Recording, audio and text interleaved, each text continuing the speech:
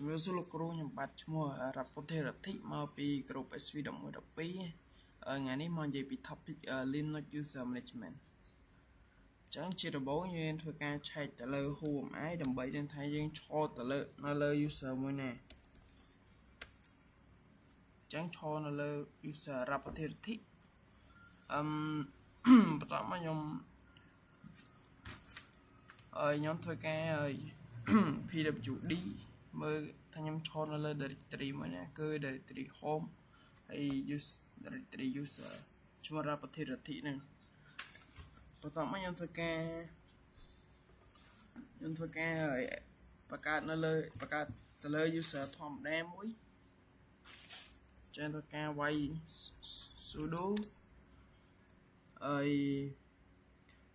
sudo user add ហើយបន្តមកឈ្មោះ ctech ជាឈ្មោះ user ដែលយើងចង់បង្កើតបន្ទាប់មកយើងធ្វើការវាយ ls/home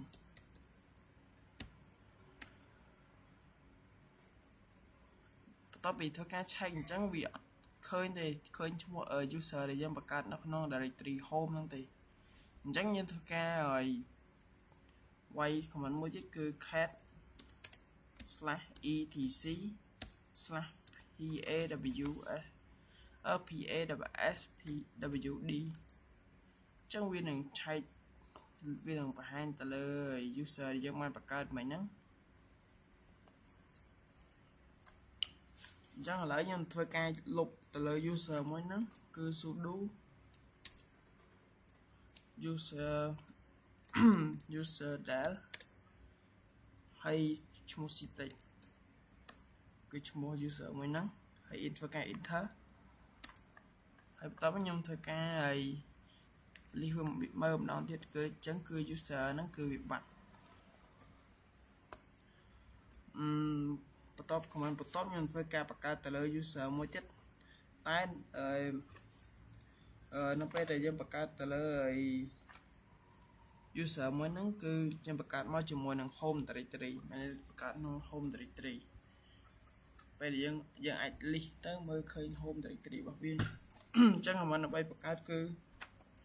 sudo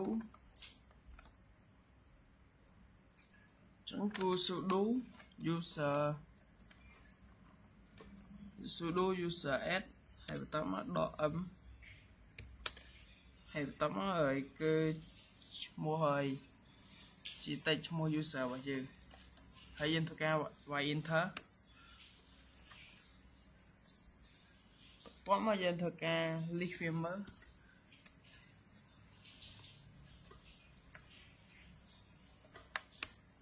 ចឹងគឺនេះគឺជា user យើងបានបង្កើតមិញនៅក្នុងdirectory ពេលយើង list មើលក្នុង directory home ទៅគឺវាមានតែ user នៅខាងលើពេលយើងបង្កើតមកហើយគឺអត់យើង list មើលនៅក្នុង directory home គឺវាអត់មានទេយើងមើលទៅលើ cat មួយទៀត list មើលទៀតអញ្ចឹងគឺបង្ហាញដូចគ្នាបន្ទាប់មកខ្ញុំនឹងធ្វើការលុបទៅលើ user មួយហ្នឹងគឺយើងវាយ command sudo rm .forvf ហើយ /home ហើយ/ ទៅលើឈ្មោះ ctech អញ្ចឹងពេលដែលលុបទៅគឺវានឹងដាច់ទាំង directory នៅក្នុងនេះនៅក្នុងនេះផងអញ្ចឹងធ្វើការលុបឥ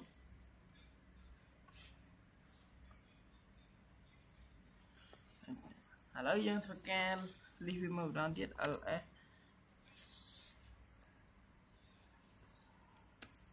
ចឹងគឺថាវាបាត់ពីក្នុងហើយ list home នេះហើយខ្ញុំធ្វើការឆែកទៅលើ cat ណោះនេះគឺនៅអត់ទាន់ដាច់ទេ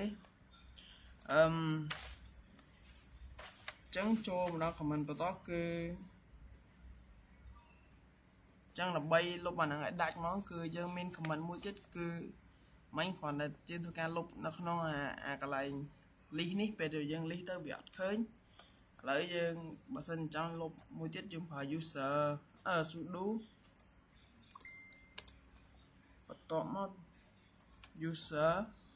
del ហើយឈ្មោះ ctech តមកយើងធ្វើការឆែកម្ដងទៀតអញ្ចឹងគឺវាបាត់ពីក្នុងហើយ cat របស់យើងហើយអញ្ចឹងចូលមកដល់ហើយ comment បន្ទាប់ទៀតគឺយើងមកនេះដល់យើងបង្កើត user ជាមួយនឹង shell អញ្ចឹងcomment យើងធ្វើការបង្កើត user ជាមួយនឹង shell គឺ sudo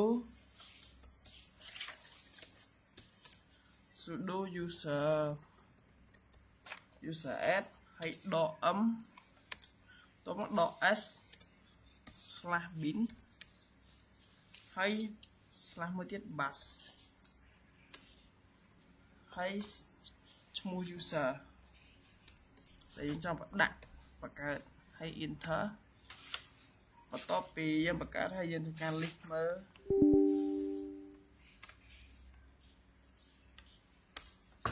នេះជា user ដែលយើងបានបង្កើត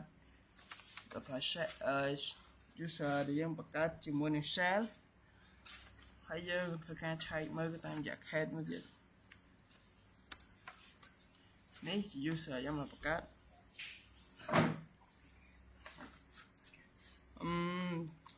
ចឹងដើម្បីធ្វើការលុបវាគឺយើងលុបដល់ខាងលើដែរគឺប្រើ user del ហើយ syntax ហើយយើងធ្វើការ list មួយម្ដងទៀតវាអត់តន់ដាច់ជប់យើង cat មើលសិន cat គឺឃើញថាឃើញ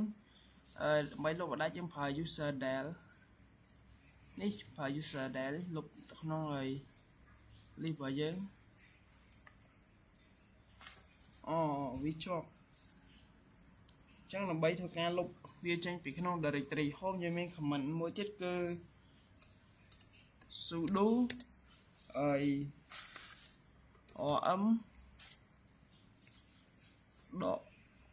.orvf បន្ទាប់មក /home/ ហើយ syntax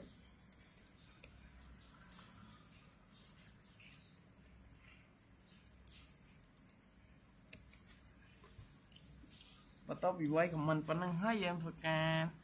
enter ទៅហើយបន្ទាប់មកយើង ls ដាក់យើងវាយ comment ហ្នឹងវាយ list មើលដល់ទៀតគឺវាបាត់ចេញពី directory home របស់យើងបន្ទាប់មកយើងធ្វើការបន្ទាប់ពី list មើលហើយយើ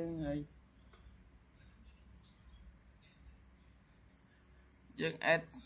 យើងមានរបៀប add user មួយទៀតតាមរបៀប fast way អញ្ចឹងពេលយើងបង្កើតគឺវានឹងសួរ password ដំព័ន្ធមានយើងវាងាយស្រួលជាងយើងប្រើ user add អញ្ចឹង comment របស់វាគឺ sudo add user ហើយឈ្មោះ user របស់យើង syntax ហើយធ្វើការ enter កន្លែងនេះវាឲ្យយើងដាក់ password អញ្ចឹងយើងដាក់ទីហោខ្ញុំដាក់1 2 3នេះ1 2 3ដែរហើយយើងដាក់ឈ្មោះដាក់ syntax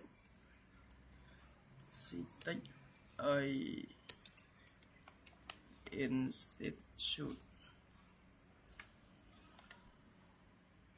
syntax institute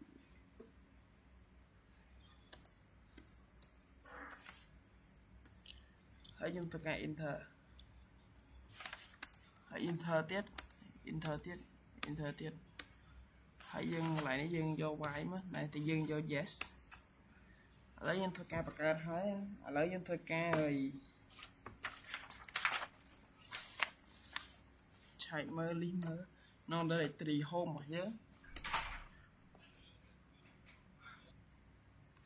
ចឹងបន្ទាប់ពីយើងបានបង្កើតហើយយើងធ្វើការ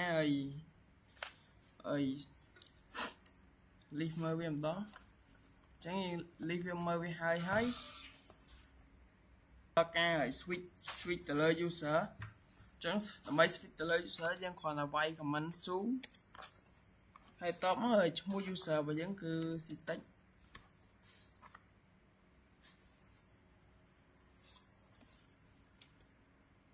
មុនដំបូងយើងត្រូវឆែកនេះសិនអ្នកគ្នាអត់តន់ចូលហ្នឹង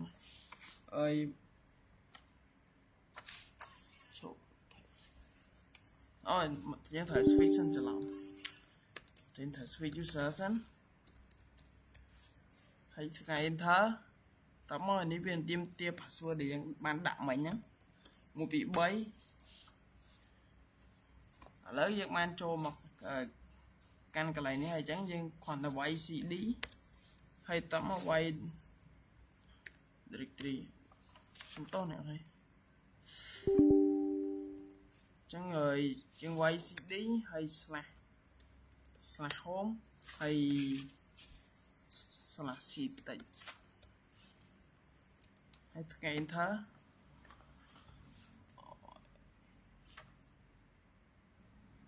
ចឹងសុំតោះអ្នកហើយដោយសារមិនខុសឈ្មោះ directory អញ្ចឹងវាមានការ error អញ្ចឹងបន្ទាប់មកខ្ញុំវាយ command cd slash home ហើយ slash c តិចហើយ slash ទៅការ enter បន្ទាប់ពីយើងចូលដល់នេះហើយយើងធ្វើការឆែកទៅលើថាយើងឈរនៅលើ user ណាចឹងឈរនៅលើ user តិចហើយយើង pwd ឆែកមើល directory home ឲ្យតិចបន្ទាប់មកយើងចេញពីហ្នឹងចេញមកក្រៅវិញគឺយើងវាយ command exit ចេញពីហ្នឹង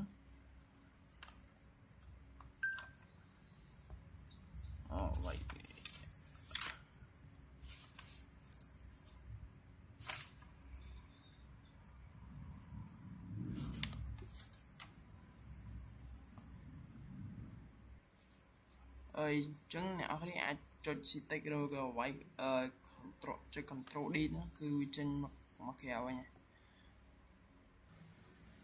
បន្ទាប់ពីហ្នឹងមកយើងធ្វើការឆែកទៅលើ home ហើយ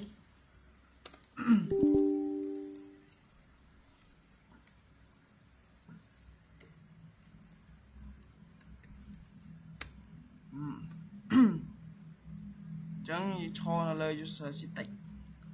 ហើយយើង pwd មក directory របស់យើងណាចឹងការបញ្យល់ពី user management របស់ពី Linux user management របស់ខ្ញុំបានមកដល់ទីបញ្ចប់លោកគ្រូសូមអរគុណសូមជម្រាបលា